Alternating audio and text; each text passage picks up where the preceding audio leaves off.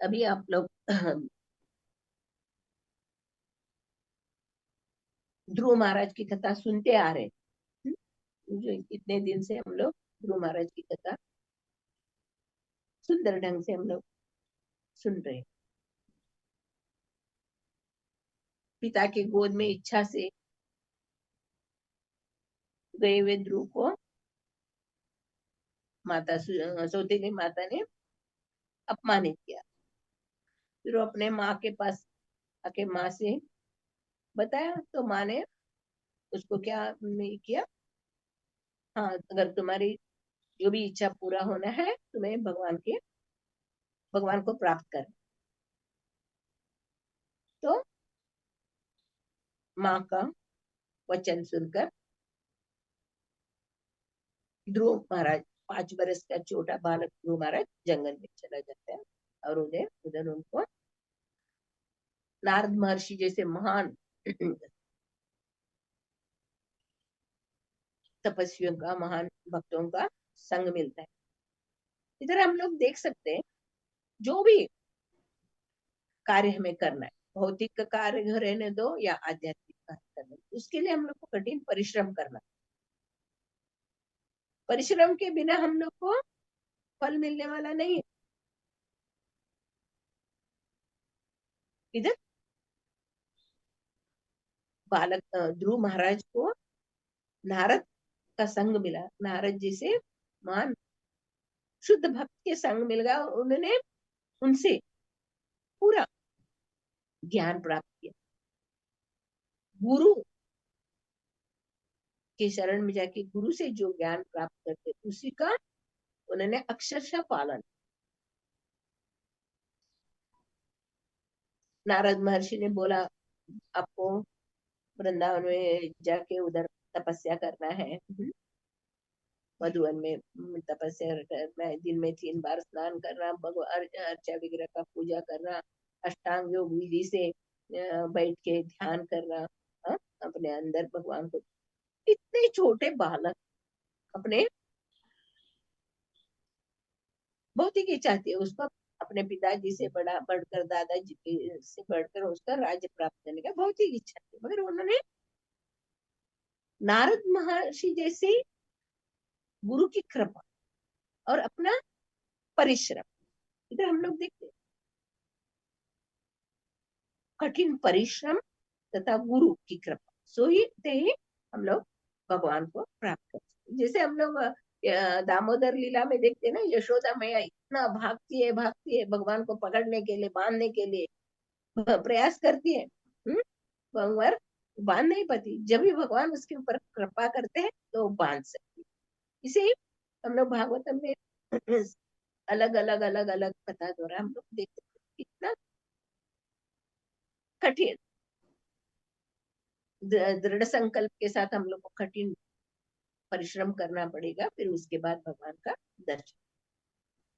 भौतिक दुनिया में भी हम लोग करते हैं ना, जो बड़े बड़े साइंटिस्ट इंजीनियर लोग दिन रात बढ़ के करते काम करते रहते हैं। वो साइंटिस्ट लोग तो रात तक उनका प्रयोगशाला में बैठ के उसका ढूंढते रहते हैं, न खाने की चिंता, न पीने की चिंता, न किसी की चिंता रहते हैं। बड़े लोग ऐसे करते, मगर उनके पास कौन सा शक्ति है? हाँ?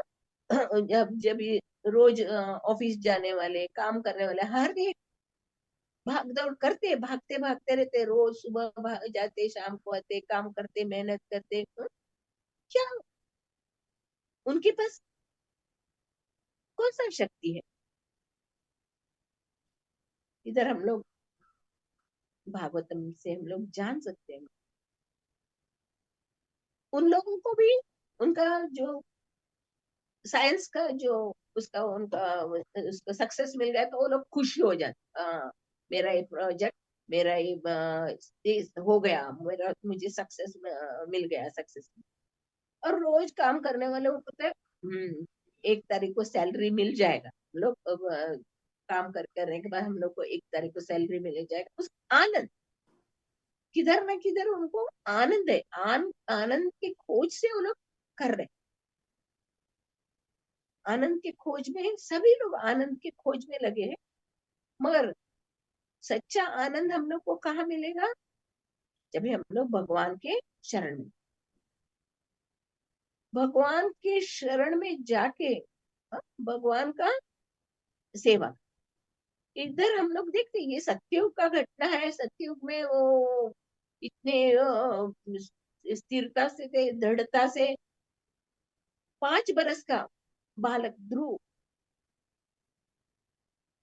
तपस्या किया उन्होंने। तपस्या करके पहले महीने सिर्फ फल खाए, दूसरे महीने में पत्ता, सूखे पत्ता, तीसरे महीने में पानी, और चौथा महीने में वो भी बंद कर। और उनका तपस्या से, यानी हर एक के हृदय में परमात्मा का वास है। सब लोग जानते हैं, हर एक के हृदय में परमात्मा का वास है। तो ध्रुव महाराज ऐसी तपस्या करते हैं, अपने सभी इंद्रियों, देखना, सुनना, सब सब सब सब इंद्रियों को बंद करके अंदर वो ध्यान से अपना अंदर भगवान का दर्शन कर, भगवान का दर्शन करके वो इतना भारी हो जाता है। हम लोग देखते हैं, भगवान ब्रह्मांड का मालिक है। उसके भगवान के अंदर सारे ब्रह्मांड छिपे हैं, सारे ब्रह्मांड भगवान के अंदर। ऐसे भगवान ध्रुव के हृदय में, ध्रुव को दर्शन दिया तो वो इतने भारी हो गए। ध्रुव महाराज इतना भारी हो, एक पैर के ऊपर उन्होंने खड़े होके वो तपस्या करे। सिर्फ उनका अंगूठे, अंगूठे से पैर को दबाने से, जमीन पे जमाने से क्या हो गया? पूरा सृष्टि हिलने लगा। देवी देवता सब लोग डर गए, अरे बाप रे ये क्या हो रहा है। और वो श्वास रोक लिया, श्वास लेना भी बंद कर दिया। सब जगह ठहाका मचने लगा। रही क्या हो रहा है, क्या हो रहा है? हवा नहीं घूम रहा है, क्या हो रहा है?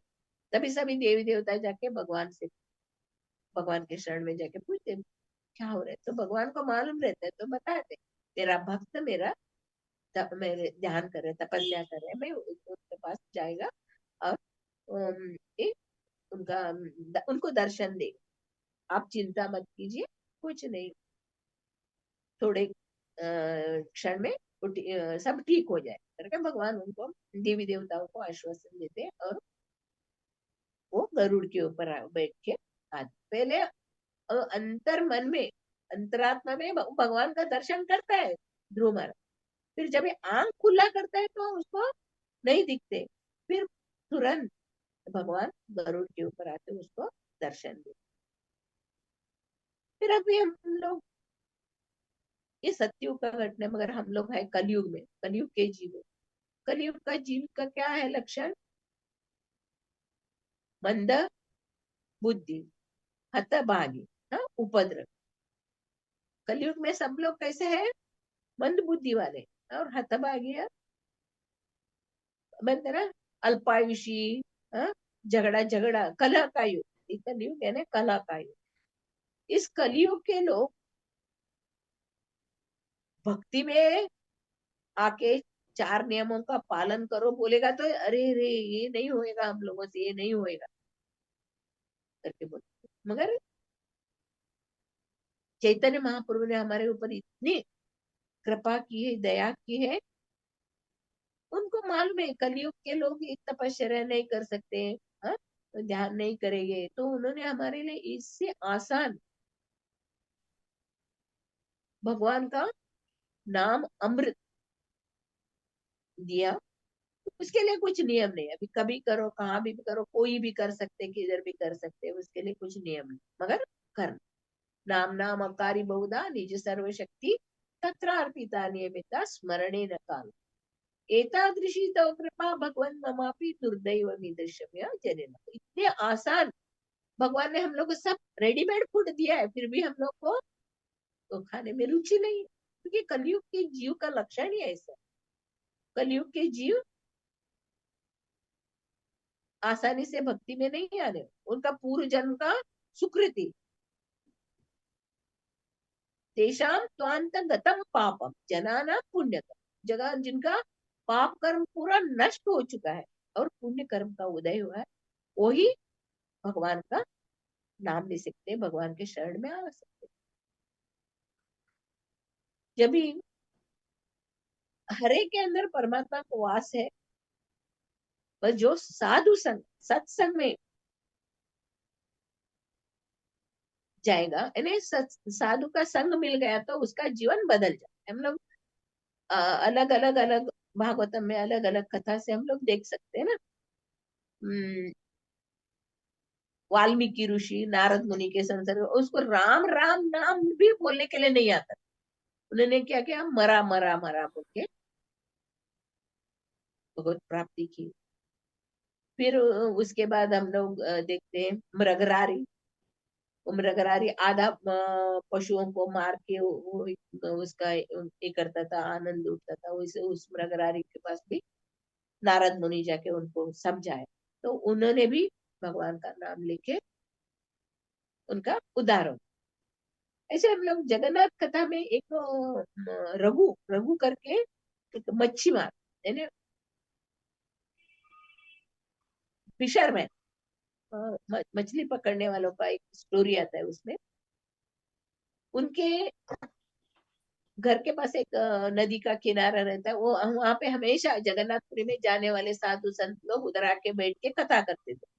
उधर से वो दूसरे दिन चले जाते थे, रात को लोग उधर बैठ के कथा करेंगे, दूसरे दिन उधर से चले जाते। ये रघु ने भी उनके साथ एक दिन बैठ के कथा सुनी। वो साधु महात्मा ने उस दिन दशावतार दशावतार की कथा बताई, मत्स्य रूप भगवान का, मत्स्य रूप का उनका कथा बताई। तो रघु का मन में वही मत्स्य का ही चिंता हो रही थी, मत्स्य भगवान, भगवान मत्स्य रूप में आया, मत्स्य रूप में आया। दूसरे दिन वो मछली पकड़ने के लिए, फिश पकड़ने के लिए गया, उनके जाल में एक बड़ा मछली फंसा।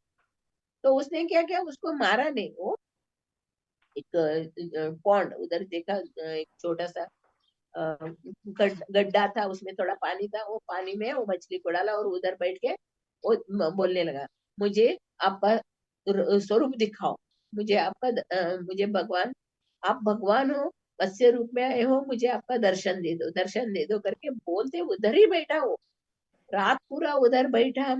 रात को एक शत्रुघ्न प्रिय टाइगर माता। टाइगर आ गया।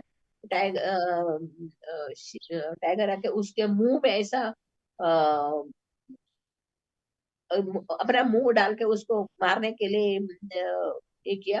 तो भी रघु भगवान का नाम लेते, आपका दर्शन दे भगवान, आपको दर्शन दो करके तो ध्यान कर। तो फिर भी वो भगवान का ध्यान करते, भगवान का दर्शन का ध्यान करते, मैं कहता हूँ सुबह हो गया, वो शेर चला गया। फिर गांव वाले सब बोलने लगे उसको, अरे तुम्हारा बीवी और माँ सब ढूंढ रहे, तुम इधर बैठे हो करके। फिर वो मत्स्य अवतार में वो भगवान उसको दर्शन देते। फिर वो घर चला जाता है, घर चला जाने के बाद वो भगवान ने भगवत गीता में बताया ना, योगक्षेम वहां में भगवान ने बताया, जो मेरा भक्ति करता है, मेरा नाम जप करता है, उसका मैं योगक्षेम मैं लेता हूँ, मैं उसका भार मैं वहन करता हूँ। तो उस दिन वो घर में जाता है, तो भगवान बोला, मैं आएगा आपका योगक्षेम, मैं योगक्षेम का मैंने आपका देखभाल करेगा करके। तो वो अंदर जाता है बाहर आता है, अंदर जाता है बाहर आता है, तो भगवान आए नहीं, अभी तक भगवान आए नहीं करके।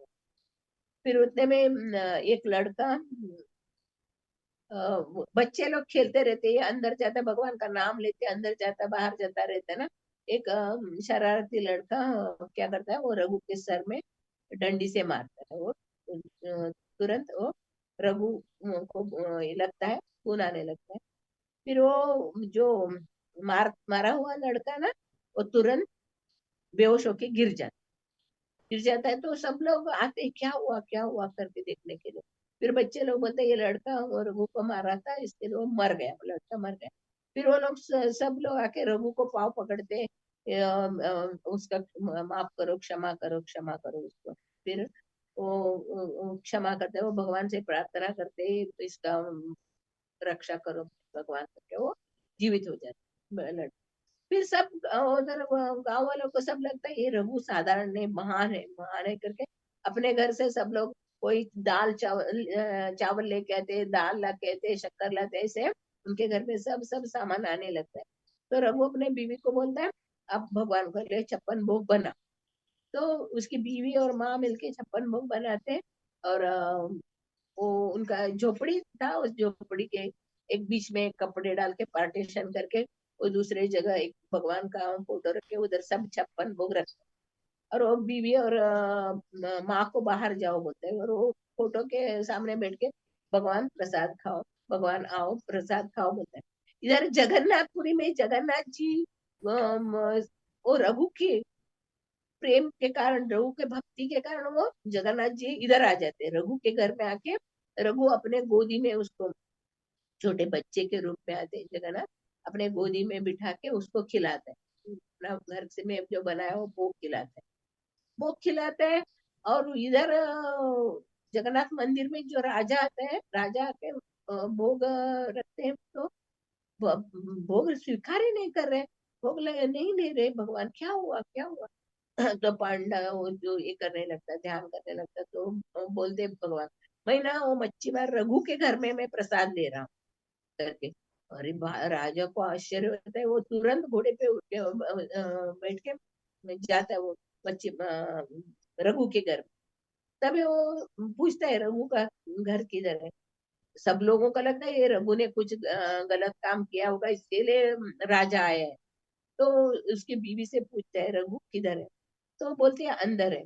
अंदर है, तो रघु गोदी में भगवान को बिठा के खिला रहे थे, उसी क्षण भगवान अदृश्य हो जाते। तो राजा को मालूम पड़ता है ये तो कितना शुद्ध भक्त है, अपना भक्ति से नाम मात्र से वो भगवान की प्राप्ति किया। तो उसको लेके जाते, उसको बहुत इसमें पालकी में बिठा के बड़े मंदिर लेके जाते और उसको उधर ही सेवा, भगवान का सेवा करने रखते। ऐसे हम देखते हैं, सत्य युग का बात है, वो तपश्चर्या करके ध्रुव महाराज ने भगवान की भगवान को दर्शन। इधर हम लोग कलयुग में भी आदो श्रद्धा साधु संग, हम लोग एक स्टेप पढ़ते हैं, पहले श्रद्धा होना चाहिए और साधु संग और नित्य भागवत सेवा, भगवान भागवतम का रोज रोज रोज पढ़ना और भगवान का नाम लेना, ये दो, नित्य भागवत पढ़ना सुनना और भगवान का नाम लेने से धीरे धीरे धीरे धीरे हमारे अंदर का अनर्थ ना होके एक न एक दिन हम मतलब भगवत धाम जाके पहुंचे। क्योंकि हम लोग इतने भाग्यवान नहीं है, हम लोग हतभागी है, हतभागी है। फिर चैतन्य महाप्रभु की कृपा से हम, चैतन्य महाप्रभु की कृपा से हम लोग आज ये भक्ति मार्ग में आए। प्रपात बोलते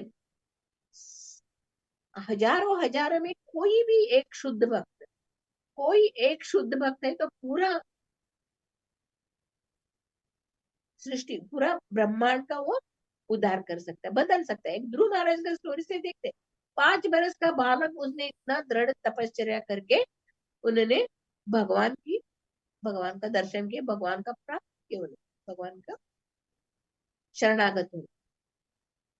उसी तरह एक कलयुग में चैतन्य महाप्रभु के जो बताया वो नियम और प्रभुपाद जी ने जो दिखाया वो मार्ग जो फॉलो करते, तो अवश्य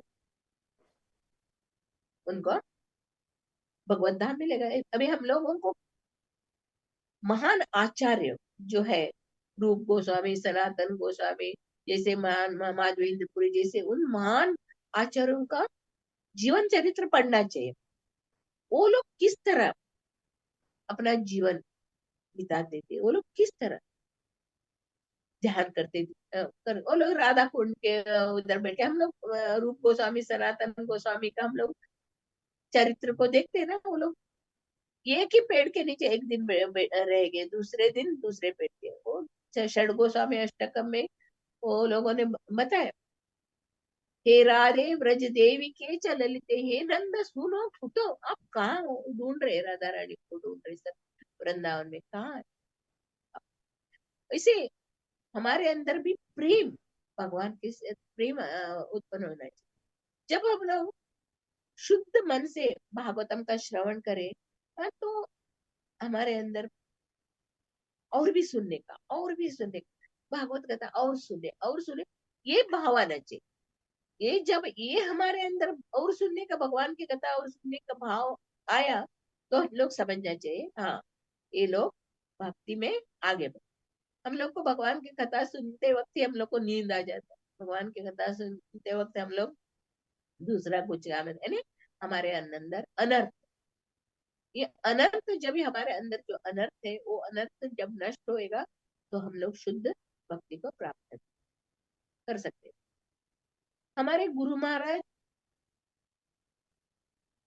भक्ति वेदांत स्वामी प्रभुपाद, जगत गुरु भक्ति वेदांत स्वामी प्रभुपाद का एक ही उदाहरण हम सब समझ सकते हैं। जब पहली बार प्रभुपाद जी ने अपने गुरु महाराज भक्ति सिद्धांत सरस्वती महाराज से मिले थे, उनके मित्र ने उनको खींच के लेके गए, खींच के चलो दर्शन करने के लिए। उनको मन नहीं था, फिर भी उनका मित्र उन्हें खींच के लेके गए। तभी पहली बार जब वो अपने गुरु महाराज से मिले थे, तभी गुरु महाराज ने उनको बोला, देखो आप पढ़े लिखे हो, पाश्चात्य देश में जाके प्रचार। पहले बार फिर प्रभुपाद अपने घर गृहस्थी में लगे रहे, अपने कार्यभार में, बिजनेस में। तो उनके गुरु महाराज को लिखते थे, वो लेटर लिखते थे, कभी कविता लिख के उनको भेजते थे। और मैं कैसे आपकी सेवा कर सकता हूँ? आपके पास तो बड़े बड़े साधु लोग हैं, सन्यासी लोग हैं, ब्रह्मचारी लोग हैं, वो लोग सब घर बार सब छोड़ के आपकी सेवा में लगे हुए हैं। इतने बड़े बड़े सन्यासी है, साधु है आपके पास, वो लोग कर सकते, मगर मैं घर गृहस्थी में मैं लगाऊ, घर संसार में मैं लगाऊ, मैं कैसे आपका सेवा कर सकेगा? वो पूछते रहते थे। मगर उनके गुरु महाराज को उन्होंने जो कविता लिख के भेजी थी इंग्लिश में, उनके गुरु महाराज के व्यास पूजा में उन्होंने कविता लिख के भेजी, वो गुरु महाराज को बहुत पसंद हो, भक्ति सिद्धांत सरस्वती को बहुत पसंद हुआ। उन्होंने बोला, आपको पाश्चात्य देश में जाके प्रचार करना ही है, करना ही है। दूसरी बार, पहले बार मित्र के साथ बने, दूसरी बार उन्होंने लेटर में लिख के बोला, आपको कब। तो इतना ही है, हम लोग देख सकते हैं प्रभुपाद का जीवन में, जीवन चरित्र हम लोग जब पढ़ेंगे, न उनके पास धन दौलत था, न बड़े बड़े ये की प्रशस्ति थी, न कुछ नहीं था। सिर्फ अपने भागवतम लेके मोरारजी देसाई की कृपा से, श्रीमती सुमति मोरारजी की कृपा से उन्होंने कार्गो में गए। वो किसके साथ? भागवतम के साथ। भागवतम, प्रभुपाद जी बोल रहे हैं, भागवतम मुझे लेके जा रहा है, मैं भागवतम को लेके नहीं जा रहा, भागवतम मुझे लेके जा रहा है। पूरा भगवान के ऊपर पूरा विश्वास, भागवतम मुझे लेके। और उधर पाश्चात्य देश में जाके भी उन्होंने पहले पहले कितना तकलीफ उठा, देखा है। वैसे जो लेच लोग जो कुछ नहीं जानते, भगवान के नहीं बारे में नहीं, नहाने का बारे, नहाना नहीं, कुछ नहीं जानते, ऐसे लोगों को इतने महान भक्त बना दिए, सिर्फ हरिनाम और भागवतम से। और प्रभुपाद जी भी सोचते थे, भाई मेरे से इतना बड़ा कार्य कैसा हुआ? वो भी उनका गुरु के ऊपर का जो विश्वास, भगवान के ऊपर, भगवान का सेवा, गुरु का वाणी, जो अक्षरशः गुरु का वाणी का उन्होंने पालन किया। ध्रुव महाराज ने कैसे नारद मुनि का वचन पालन करके अपनी सिद्धि प्राप्त करके भगवान का दर्शन किया, उसी तरह प्रभुपाद जी ने अपने गुरु महाराज का वचन को पालन करके आज पूरे विश्व में हरिनाम का प्रचार के भक्त लोग। जब प्रभुपाद जी अपने सब शिष्यों को, सबको बोलते हैं, आप मेरे एक एक रत्न है, डायमंड हो आप, मेरा मेरा डायमंड हो। मुझे इतना खुश हो जाता है, आप इतना सेवा कर रहे हो मेरे लिए, इतना सेवा कर रहे हो। जब भी कभी अलग अलग जगह से लेटर आता था, आज ईसा बुक सेल हुआ, आज नया बुक पब्लिश हुआ, तो बोले प्रभुपाद जी इतना खुश हो जाते थे। इतना खुश हो, मेरे बच्चे मेरी इतनी सेवा कर रहे, इतनी सेवा कर रहे। हाँ? हमारा भी यही कर्तव्य है कि हमारे गुरु महाराज से दीक्षा लिया हुआ हम लोग को भी गुरु महाराज ने हम लोग को क्या बताया, 4 नियमों का पालन करना, 16 माला जप और नित्य भागवत और भगवद गीता का श्रवण। अगर हम लोग रेगुलर डेली नियमित रूप से इस गुरु का वचन को पालन करें, तो आसानी से हम लोग इस भवसागर को पार करेंगे, कर देंगे। भगवान बोलते हैं ना, अगर भगवान भक्तों के लिए भवसागर क्या होता है, गाय का खुर जैसा हो जाता है, आसानी से पार क्या है, नित्यम ध्यान से भागवतम पढ़ना और चैंटिंग। तो प्रभुपाद जी ने भी अपने सभी पाश्चात्य शिष्यों को यही सिखाया, भगवान का नाम लो, भगवान का नाम लेना और भागवतम का श्रवण। अंत तक प्रभुपाद जी ने भगवान का नाम सुनते, कीर्तन सुनते सुनते और भागवतम और भगवत गीता चैतन्य चरितामृत को सुनते सुनते इतना आनंद का अनुभव। और भौतिक सुख हम लोग इतने मेहनत करने के बाद भौतिक सुख मिलता है, वो लोग साइंटिस्ट लोगों को अवार्ड मिलेगा, जो भौतिक जो फैक्ट्री गिट्री काम करने वाले उनको धन दौलत मिलेगा, मगर ये क्या है, भौतिक सुख क्षणिक, वो थोड़े दिन के लिए रहेगा, फिर वो चला। मगर जो आध्यात्मिक सुख, जो भगवान का नाम लेने से, भागवतम पढ़ने से, गुरु की सेवा करने से, भगवान का अर्चा विग्रह का सेवा करने से, यात्रा करने से, सत्संग में रहने से, जुड़े रहने से जो आनंद मिलता है, उस आनंद को हम लोग तोल नहीं सकते उसको हम लोग। और जो भी हम लोग आध्यात्मिक शक्ति से जो भी हम लोग प्राप्त करते हैं, वो बढ़ते जाने वाला आनंद है, वो घटने वाला आनंद है। पर ये भौतिक दुनिया में जो भी हम लोग, हाँ, संपत्ति, ऐश्वर्य, हाँ, संपत्ति, सौंदर्य, धन, और ये सब जो हम लोग प्राप्त करते हैं भौतिक दुनिया में प्राप्त करेंगे, तो वो क्या रहता है, वो थोड़े दिन के लिए, बाद कितना भी धन रहने दो, एक दिन खत्म होने, सौंदर्य, बल, जो भी क्षीण होने वाला है, संपत्ति, वो तो हमारे साथ आने वाला नहीं। ये जो भगवान का जो भक्ति जो रहता है, वो हमारे साथ ही साथ, वो अगले जन्म में भी हम लोग को उसका इंटरेस्ट मिलता है। शुचिनाम श्रीमताम की योग भ्रष्टो भी जाए थे, भगवान बोलते भगवत गीता में, उनको भक्तों के घर में जन्म, मगर हम लोग को दूसरा जन्म लेना ही नहीं है। इसी जन्म पे हम लोग को चैंटिंग करके, अच्छा से चैंटिंग करके, भागवतम पढ़ के, भगवत गीता पढ़ के, हम लोग को इसी शरीर में भगवत धाम जाना। प्रभुपाद जी ने हम लोग को आश्वासन दिया, हमारे गुरु महाराज ने भी बोला, मैं आएगा जो भक्त रहता है ना, प्रभुपाद जी बोलते हैं, भक्तों को लेने के लिए मैं खुद आए, पर हमारा दृढ़ता ध्रुव महाराज जैसे होना चाहिए। ध्रुव महाराज किस तरह हमारे अपना दृढ़ निश्चय से भगवान की प्राप्ति की उन्होंने, उनको भी भूख लगता होगा, प्यास लगता होगा, मगर उसने किस तरह भगवान की प्राप्ति करने के लिए सब कुछ त्याग दिया। त्यागा शांति अनंतरम, भगवान भगवत गीता में बताते, त्याग से ही शांति मिलता है, भोग से नहीं, भोग से नहीं मिलता है, त्याग करने से। इसके लिए बड़े बड़े ऋषि मुनि लोग अपने घर संसार सब त्याग के भगवान के शरण में जाके भगवान को प्राप्त किया है। ये सुंदर ढंग से इसमें प्रभुपाद जी ने तात्पर्य में बताया है। और ये भी बता, योगी नाम अपनी सर्वेशा, योगियों में योगियों सिद्धि प्राप्त कर लेते, अष्ट सिद्धि प्राप्त कर लेते, अड़िबा लगिबा, वो क्या है, टेम्परवरी है, और सिद्धि प्राप्त करने के बाद वो शरीर नष्ट हो जाता है, चले जाता है। पर ये जो भगवान की भक्ति जो प्राप्त करते हैं, वो कभी भी नष्ट होने वाला नहीं, वो हमें भगवत धाम लेके जाने वाला मार्ग है। वो संपत्ति है। इसके लिए इधर भगवत गीता में भगवान बताए योगी नाम अपनी सर्वेशा मद गति निरंतर, जो योगी मेरे शरण में आता है, यो मुझे अपने अंतर मन में मेरा ध्यान करता है, वही सर्वश्रेष्ठ है। योगी होके भगवान के शरण में नहीं गए, वो सिद्धि को प्राप्त करने का इसमें लगा है, तो वो योगी सिद्धि भले ही प्राप्त करेगा मगर भगवान की भक्ति नहीं प्राप्त। मगर भगवान का शुद्ध भक्त जो रहता है उसका मन में क्या रहता है, सिर्फ सेवा, भगवान का सेवा करे, अर्चा विग्रह का सेवा करे, गुरु की हमारी सेवा करे, यही रहे।